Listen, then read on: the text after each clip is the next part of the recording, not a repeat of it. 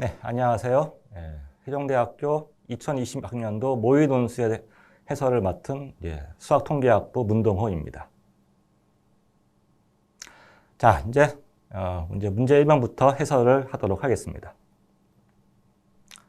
네, 문제 1번은 이와 같이 점 A와 B가 A는 2,0 위치에 있고 B는 0,1 위치에 위치하고 있습니다.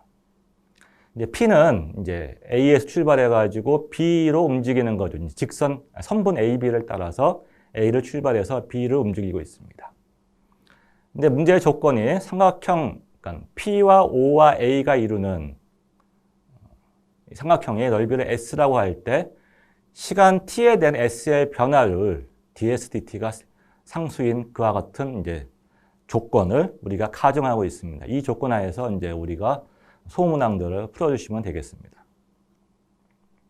그래서 1-1번은 각 P와 O와 A가 이루는 각을 세타라고 할 때 S를 세타에 대한 함수로 표현하는 것이 문제 1-1번에서 우리가 하고 있는 내용입니다.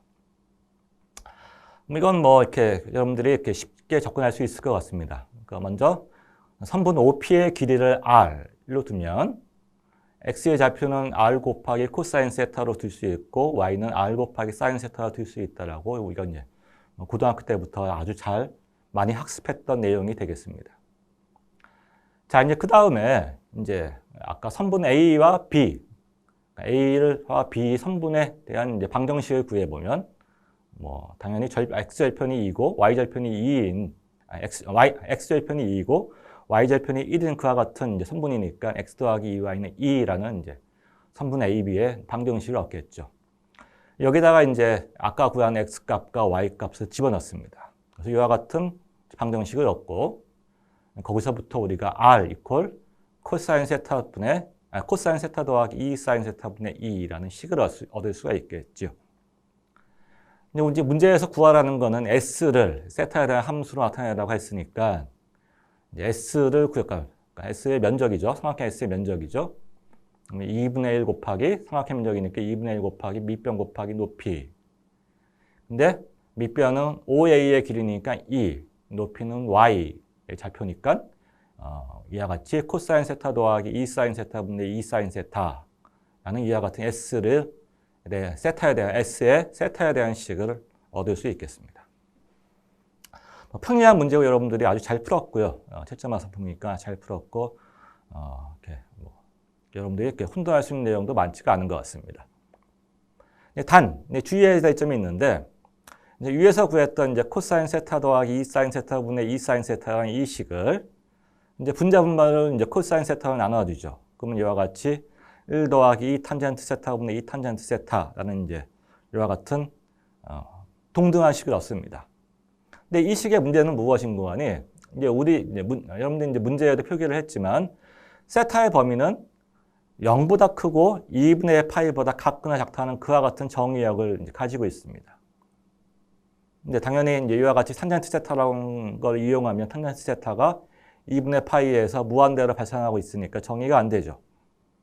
그래서 이와 같이 구한 식은 2분의 파이에서 정의가 안 되고 충분하게 감점의 대상이 될 수가 있는 식입니다. 반면에 아까는 코사인 세타로 나눴지만 이번에는 사인 세타로 나누는 경우죠.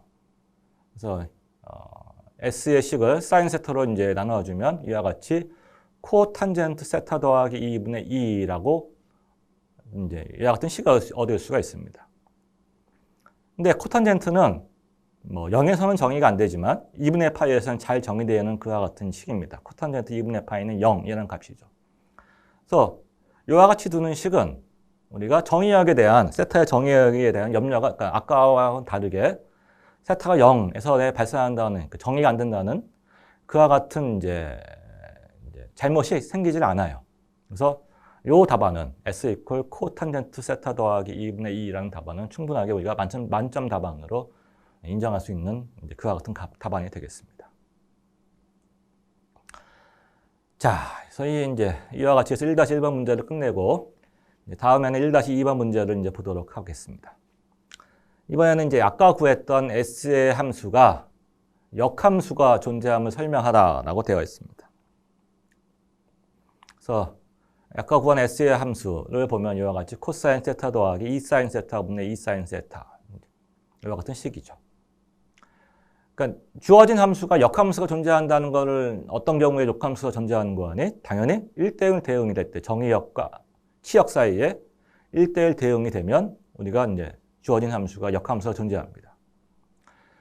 이제 그와 같이 1대1 대응이 되는 것을 밝히려면 이제 그 주어진 함수가 단조 증가하는 함수든지 또는 단조 감소하는 함수이든지 두 가지 경우 중에 하나가 되겠죠. 그거를 밝혀야 됩니다. 연속 함수니까 그런 거죠.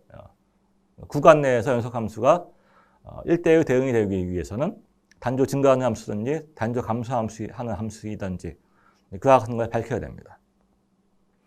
자, 그런데 항상 이제 주어진 함수가 구간 내에서 항상 증가하는 함수인지 항상 감소하는 함수인지를 밝히는 가장 좋은 방법은 미분이 가능할 경우에는요. 미분을 보는 거죠. 미분을 배서 그 미분값이 항상 양수인지 음수인지를 보면 되는 겁니다. 그래서 우리가 미적분을 배우는 거예요. 그러니까 함수의 모양을 기계적으로 이제 판단하기 위해서 미분을 배워서 양수가 나오느냐 음수가 나오는가를 보는 거죠.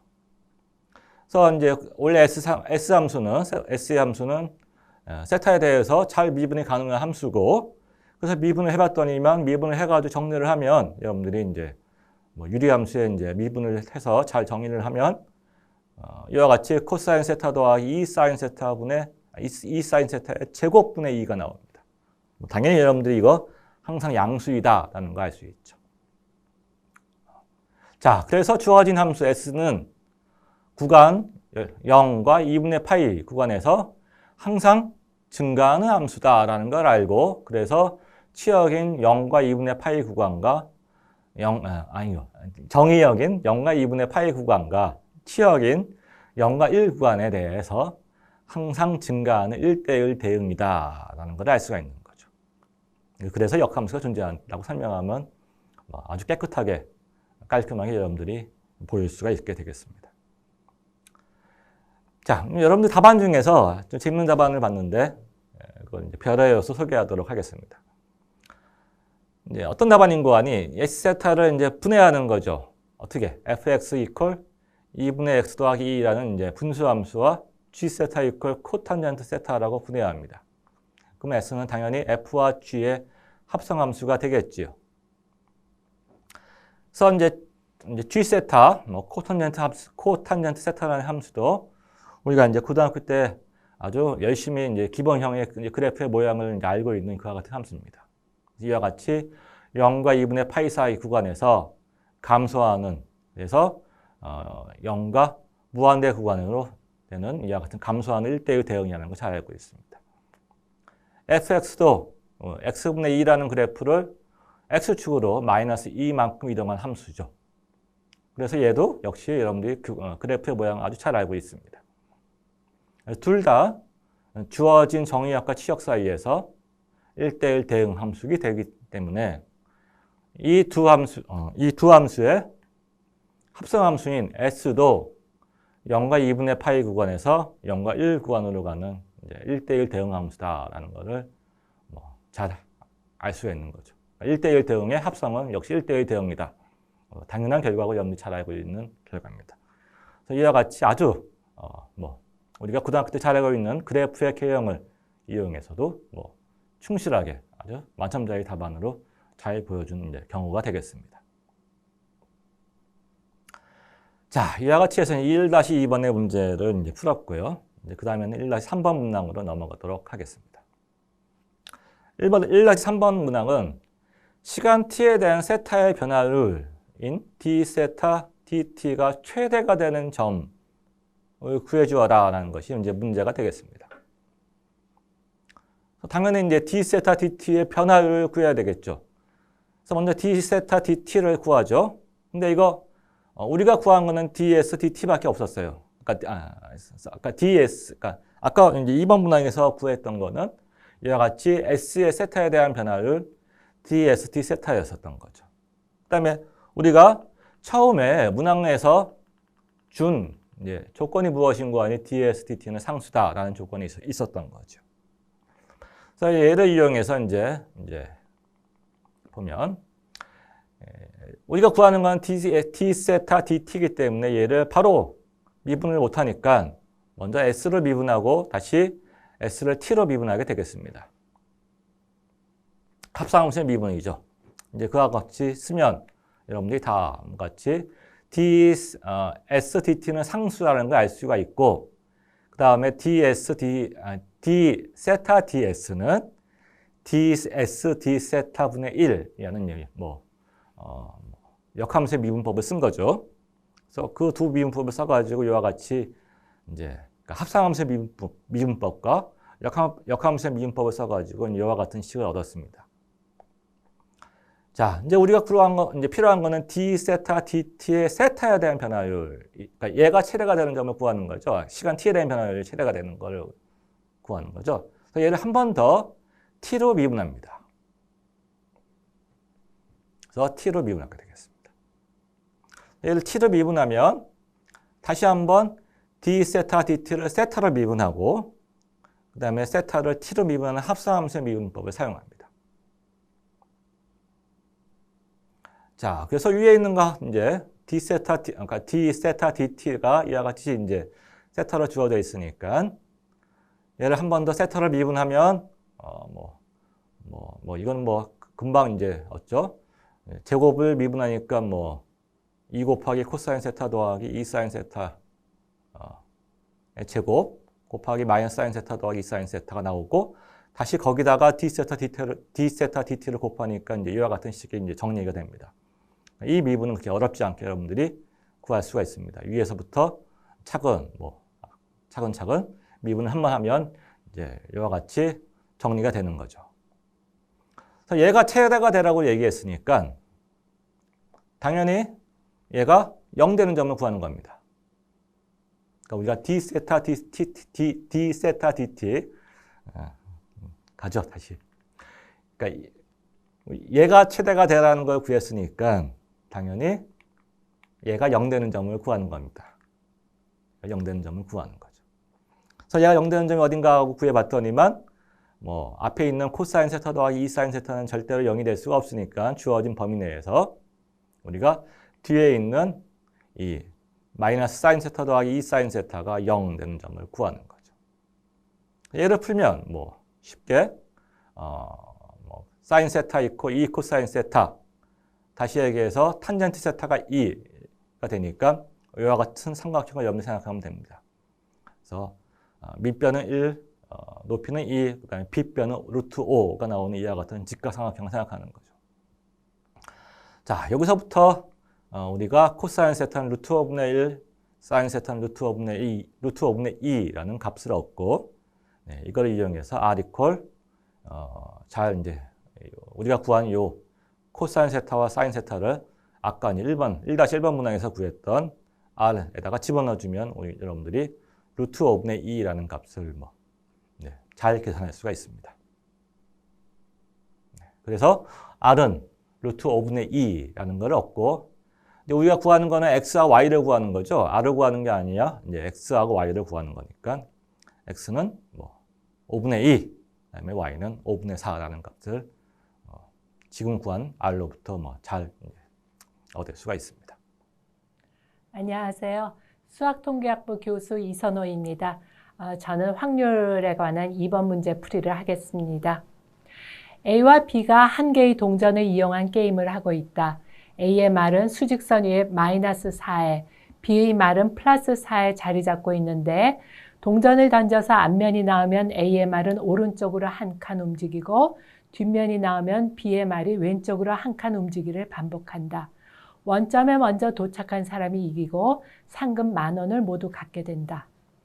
자, 우선 동전을 던지면은 앞면 아니면 뒷면이 나오죠. 근데 올바른 동전이라면 앞면하고 뒷면이 나올 확률이 똑같고요. 그래서 A와 B가 이쪽에서 서로 좌우 대칭으로 있고요. 앞면이 나오면 A는 원점으로 향하고 뒷면이 왔을 때는 B가 원점으로 향할 거예요. 그래서 한 칸씩 움직이다가 원점에 먼저 도착한 사람이 10,000원의 상금을 받게 되는 거죠.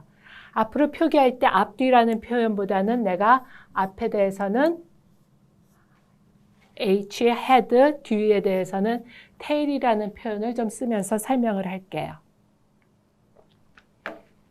자, 우선 2의 1번. 게임이 시작된 후 처음으로 원점에 도달할 때까지 동전을 던지는 횟수를 확률 변수 x라 하자. x의 기대값을 구하시오.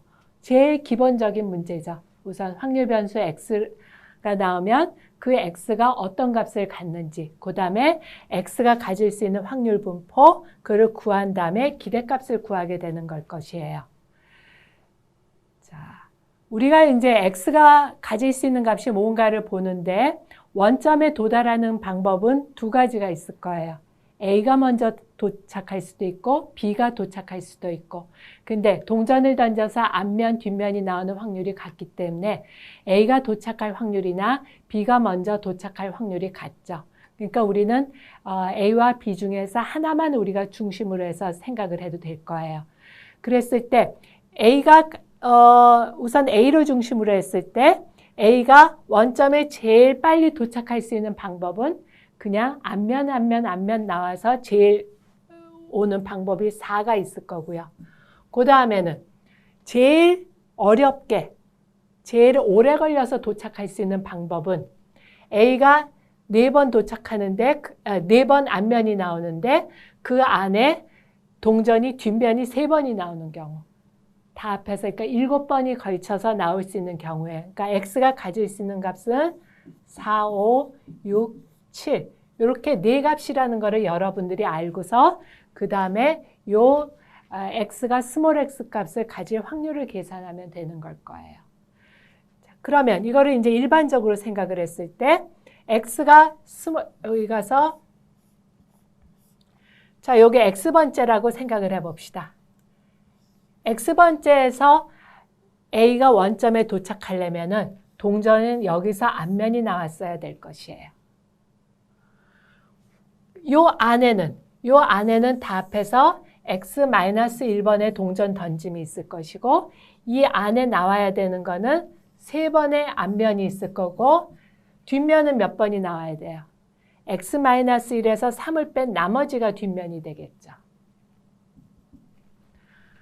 그러면 x가 스몰 x일 확률이라는 거는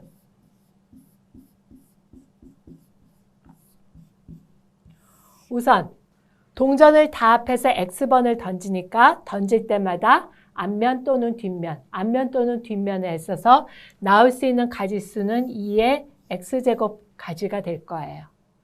그 중에서 A가 먼저 원점에 도착할 수 있는 방법은 여기 당연히 앞면이 나와야 되는 거고, 나머지는 x-1개의 자리 중에서 3개의 앞면이 나와야 되는 거니까 x-1, c의 3이 되죠. 요거는 A가 먼저 원점에 도착한 이야기고 B가 원점에 도착하는 거는 똑같은 경우니까 곱하기 2를 해주면 될 거예요. 그러면 요거를 x가 4, 5, 6, 7일 때에 대해서 대입하면 그 확률 값이 이렇게 나오는 것이고요. x의 기대값이라는 거는 항상 x 곱하기 x의 확률 값을 x가 가질 수 있는 모든 경우에 대해서 다 더해준 것이죠. 그러니까 그 계산을 해주면 여러분들이 4부터 7까지 했어서 16분의 93이라는 답을 얻을 수가 있어요. 이의 두 번째 문제예요. A의 말은 마이너스 3, B의 말은 플러스 2에 놓여 있는 상황에서 게임이 중단되었다. 게임을 끝까지 진행한다고 가정할 때 각자 이길 확률에 비례하여 상금을 분배한다면 A가 받을 상금의 액수는 얼마일지 계산하시오. 자, 여기에 10,000원이 있었어요. 원점에 먼저 도착했을 때 우리가 상금을 받을 수가 있었죠. 근데 게임이 A가 마이너스 3에 있을 때 B가 2에 있는 상황에서 그쳐버렸어요. 그리고 우리는 그러면 어떻게 분배하냐면 원점에 먼저 도달할 확률에 따라서 이 상금을 나누자는 이야기예요. 그래서 우리가 구해야 되는 거는 A가 승자가 될 확률을 구하고요. 그러면은 1-A가 승자가 될 확률을 구하면 B가 승자가 될 확률은 당연히 나올 것이고 그 비례에 의해서 A가 받을 상금을 결정을 하면 될 거예요. 그래서 우선 제일 먼저 필요한 건 A가 승자가 될 확률을 구하는 거예요. 근데 A가 승자가 되는 경우에도 다른 경우가 있죠. 그러니까 게임을 몇 번 해서 우리가 A가 승자가 될 수 있냐 하는 거예요. A가 제일 빠르게 승자가 될 수 있는 경우에는 앞면이 3번이 계속 나오는 경우. 아니면은 더 게임이 그러니까 뒷면이 나오는 경우에는 뒷면이 딱 한 번만 나오는 경우에는 될 수가 있겠죠. 자, 좀 일반화 시켜서 생각을 할 것 같으면 우선 X번의 게임을 했다고 생각을 하면 이 X번째는 당연히 앞면이 나오는 거고요. 나머지 요 X-1번 중에서 앞면이 2번의 앞면이 나오면 되는 거겠죠. 그래서 아까 2의 1- 문제랑 같은 형식으로 해서 A가 X번의 게임 후 A가 승자가 될 확률은 A가 원점에 도착할 확률은 2의 X제곱분의 X-1 C2가 되는 거예요. X-1개 동전 던지기 중에서 앞면이 2번 나오는 거죠. 그러면 X가 1일 경우, X가 가질 수 있는 경우가 3일 경우에는 2의 3제곱분의 여기가 1이 될 것이고요. 그 다음에 X가 4일 경우에는 2의 4제곱분의 X-3C2니까 3이 되죠.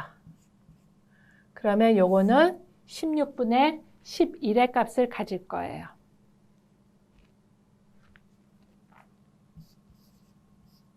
따라서 B가 승자가 될 확률은 1-A가 승자가 될 확률이니까 요 이야기는 16분의 5.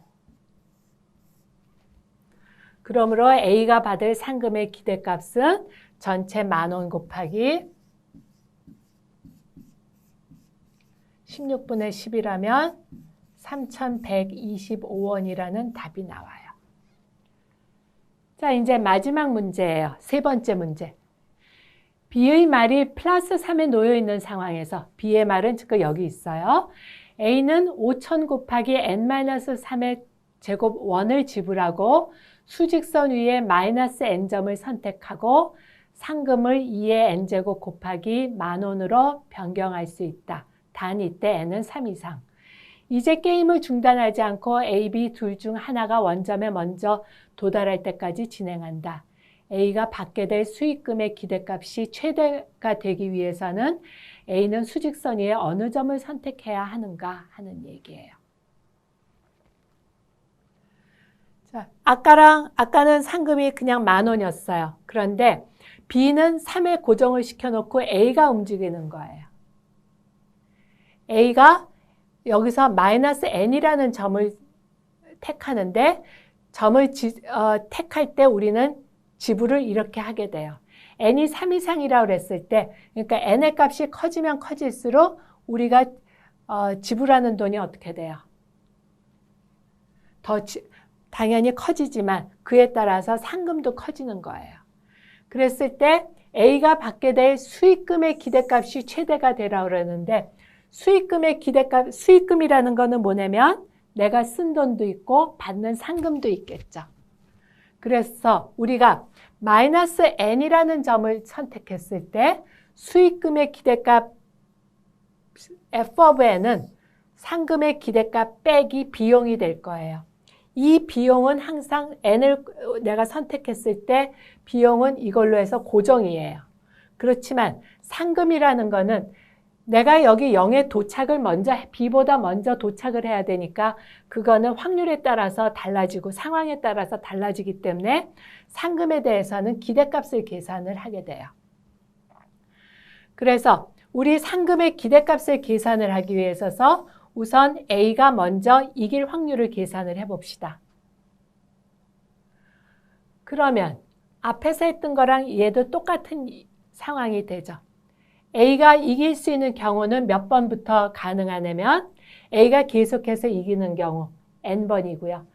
그 다음에 n 플러스 1, n 플러스 2 어디까지 가냐면 그 안에 b는 딱 2번을 더 이길 수 있어요. 그러니까 전체 n번을 하거나 n 플러스 1번이나 n 플러스 2번까지가 가능한 경우예요. 동전을 n번을 던졌을 경우에는 모두 다 앞면이 나오는 거 한 가지고요. n 플러스 1번을 던졌을 때는 마지막 횟수 n 플러스 1번째는 a가 이겨야 되니까 그 전에 b가 나올 수 있는 경우는 n가지가 될 거예요. n 플러스 2번을 했을 때는 제일 마지막 자리 한 자리를 빼놓은 n 플러스 1개 중에서 b가 나오는 경우가 2번이 있어야 되고요. 그래서 이 값을 a가 이길 확률을 전체적으로 계산하면 2의 n 플러스 3제곱분의 8 플러스 4n 플러스 n 곱하기 n 플러스 1이라는 식이 나와요. 그러면 여기서 이제 a가 받게 될 수익금의 기대값이라는 거는 f of n은 수익금의 기대값은 일단 상금의 기대값이니까 상금이 있고요. 그 다음에 상금을 받을 확률이에요.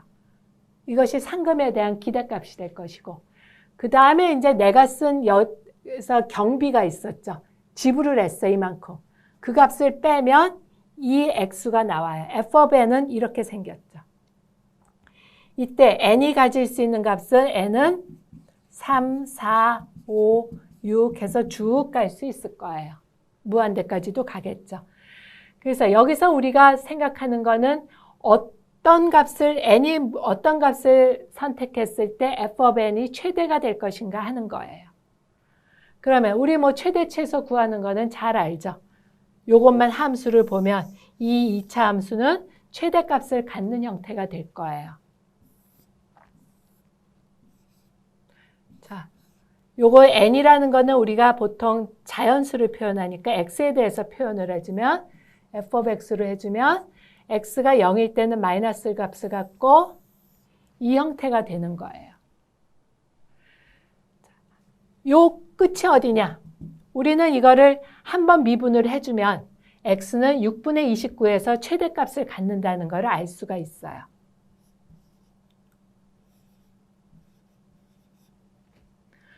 근데 이 2차 함수는 좌우 대칭이죠.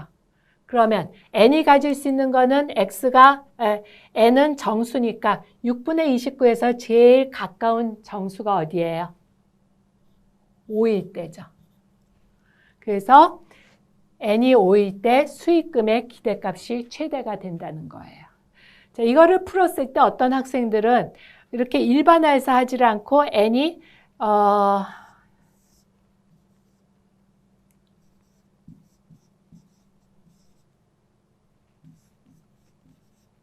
이 값을 계산한 학생들이 있어요.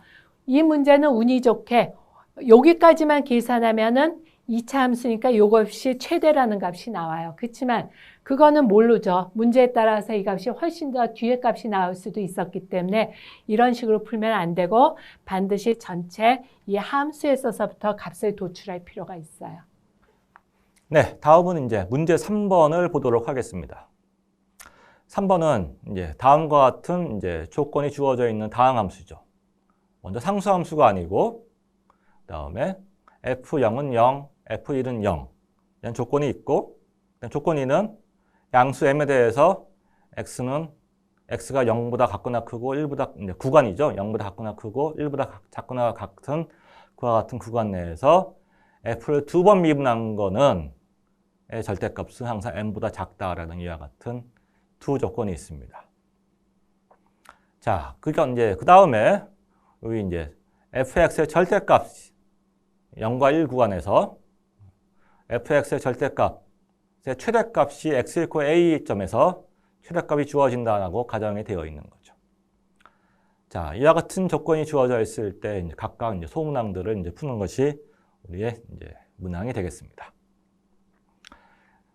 이제 3-1번 문항은 아까 구했던 이제 fx의 절대값의 최대값이 되는 점, x = a죠.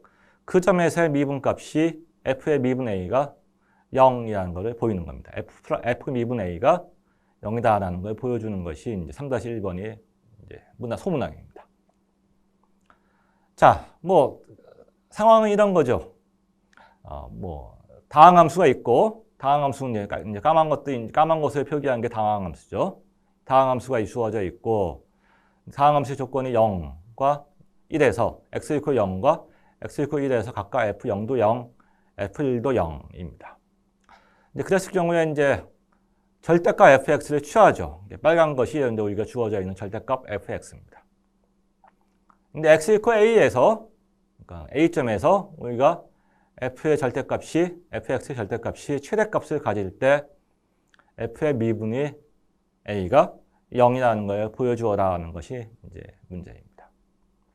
뭐 그림으로 보면 절대값 fx가 최대가 되려면 뭐 이와 같이 뭐 이 그림에서는 fx는 이제 뭐 어떻게 된가요? 최소가 된 건가요? 그래서 미분에서 0값이다. 미분값이 0이다라고 뭐 그림으로는 그럴 것 같죠? 네.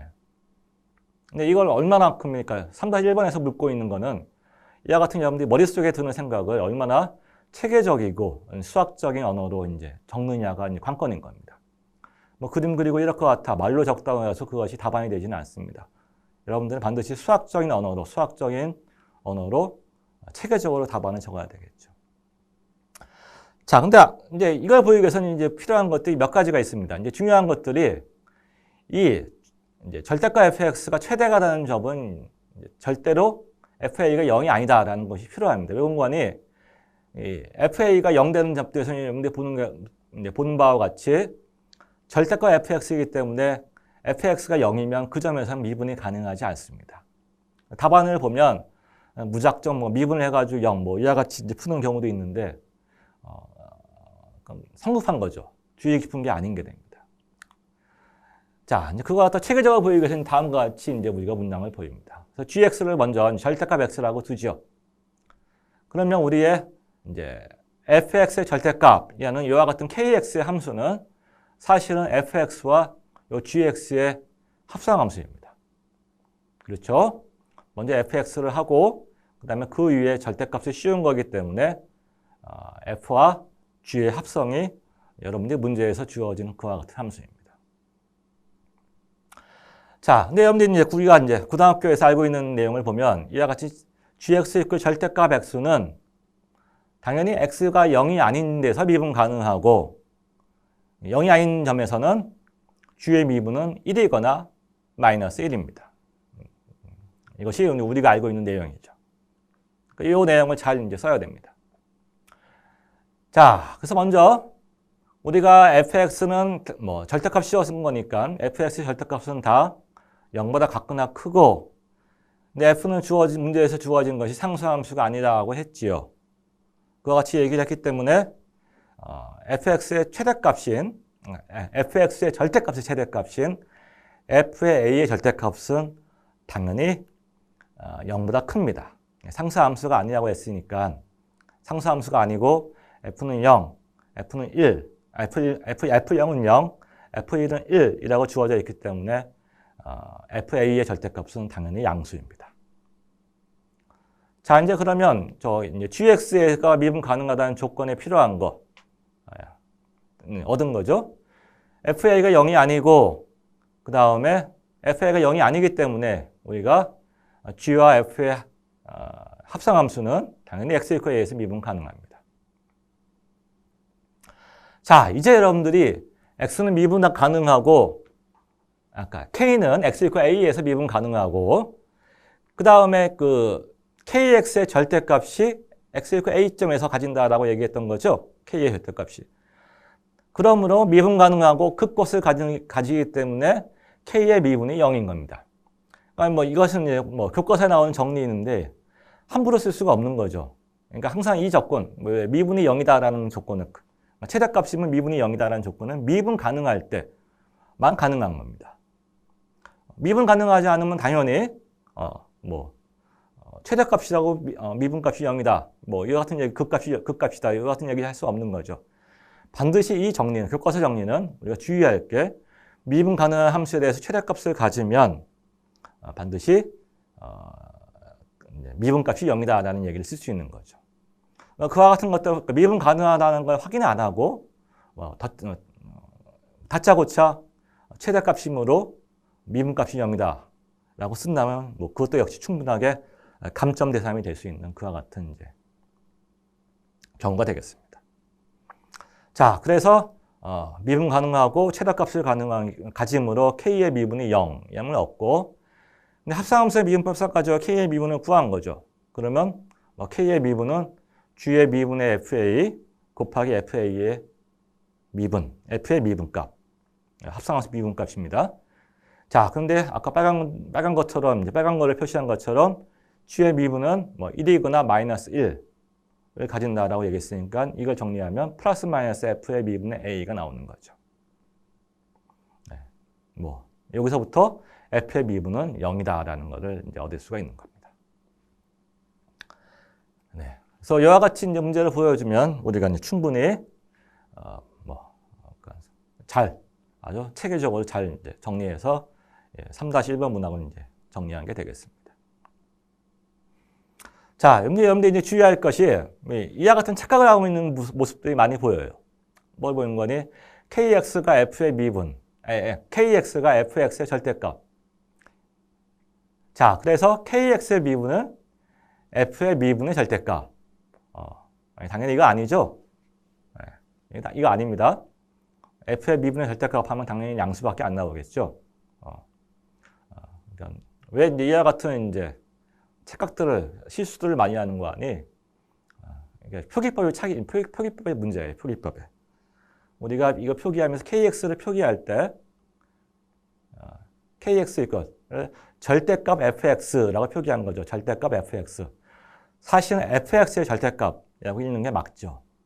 절대값 fx하고 미분 이제 표기를 하니까, 표기하고 읽으니까 무의식 중에 k의 미분은 절대값 f의 미분, 이와 같은 이제 실수를 많이 합니다. 당연히 k의 미분은 f의 미분의 절대값이 아니고 이와 같이 주어진 것이 f의 미분의 플러스 마이너스 a가 되는 거죠. 네. 이와 같은 실수를 하는 것을 많이 봤기 때문에 그래서 여기서 이제 말씀드리고 넘어갔습니다. 자, 이제 3-2번 문항은 이제 f의 a 값, 그러니까 아까 이제 f의 최대값 생기는 값이죠. f의 값의 절대값이 항상 8분의 n보다 같거나 작다라는 걸 보여주어라는 것이 이제 문항입니다. 근데 우리가 3-1번에서 주어진 조건은 뭐였던 거 아니? f의 미분의 a가 0 되는 값. 문제에서 이제 대문항에서 주어진 값은 f의 0은 0. 그 다음에 3-1번에서 구한 거는 f의 미분의 a는 0. 이 두 개를 이용해가지고 이제 어떻게 잘 이제 풀어보도록, FA를 구해보도록 하죠. FA를 구하면 이와 같이 됩니다. F의 미분을 0부터 A까지 구한다. 여기서는 지금 F는 0, F의 미분의 A는 0, 그와 같은 걸 쓴 거죠. 이거 적분하고 나면 FA 빼기 F0. 여기서는 F0 이퀄 0을 쓴 거네요. F의 A만 남죠. 이거 적분하고 나면. 자, 이제 그 다음에 안 쓴 게 뭐예요? 안 쓴 거는 F의 미분의 A가 0. 이런 걸 아직 안 썼습니다. 그걸 쓰기 위해서 얘를 한 번 더 적분해 주죠. 이걸 어떻게 적분해 주는 거냐? 부분 적분합니다. 여기서 부분 적분한 거죠. 부분 적분하면 이와 같이 되는데, 이거 잘 보면 첫 번째, 이 항에다가 A 값을 대입하면 A 곱하기 F의 미분의 A가 나오기 때문에 그 값 0이죠. 위에서 쓴 거, 이제 F의 미분의 A 이제 쓴 거예요. F의 미분의 A가 0이라는 걸 쓴 거예요. 그 다음에 X 이퀄 0 대입하면 당연히 두 번째 항 0이죠.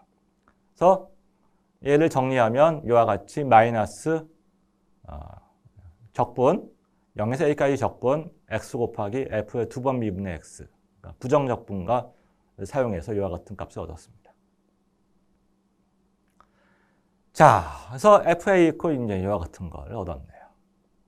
여기서부터 우리가 구하는 거는 FA의 절대값이니까 얘의 절대값 취해주고 다시 그러면 얘를 절대값을 안으로 집어넣으면 이와 같은 부등식이 나오죠.